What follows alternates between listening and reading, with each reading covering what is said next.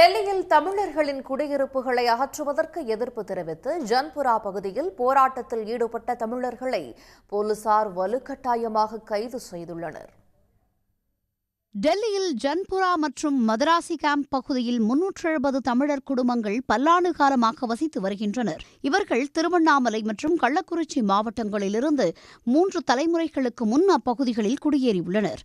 இந்த நிலையில் நகர விரிவாக்கம் என்ற பெயரில் வீடுகளை காலி செய்யுமாறு டெல்லி பாஜக அரசு நோட்டீஸ் அளித்துள்ளது. இதற்கு எதிர்ப்பு தெரிவித்து கடந்த ஒரு வாரமாக தமிழர்கள் போராட்டம் நடத்தி வருகின்றனர்.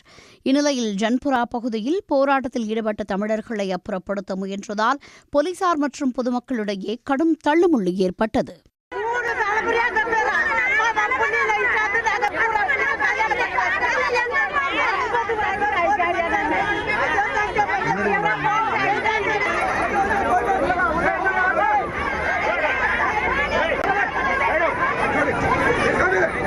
நாங்க 50 வருஷமா இருக்கிறோம்.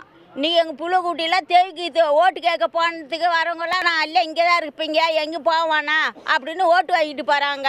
திருப்பி வந்து இந்தமாரி சமயத்தில் எங்களுக்கு இடிக்க வரதா நாங்கள் போய் உதவி கேட்டால் எங்களுக்கு ஒன்றும் பதில் சொல்ல மாட்டேங்கிறாங்க. குடிச்ச போட்டு நாங்கள் குடும்பம் இருக்கிறோம். அந்த இடத்துல வந்து ஓட்டு கார்டு கொடுத்து ஆதார் கார்டு கொடுத்து ரேஷன் கார்டு கொடுத்து எல்லாம் கொடுத்து இந்த இடத்துல இருங்கன்னு சொல்லி எங்களுக்கு ஓட்டு வாங்கின்னு இருக்கிறாங்க. இந்த இடத்துல வந்து நான் திடீர்னு இடிக்கிறேன்னு சொல்லிட்டு பேப்பர் ஓட்டுறாங்க.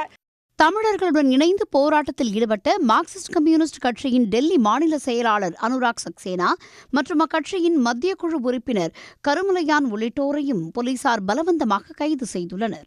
உடனுக்குடன் செய்திகளை தெரிந்து கொள்ள சன் நியூஸ் பெல் ஐகானை கிளிக் பண்ணுங்க.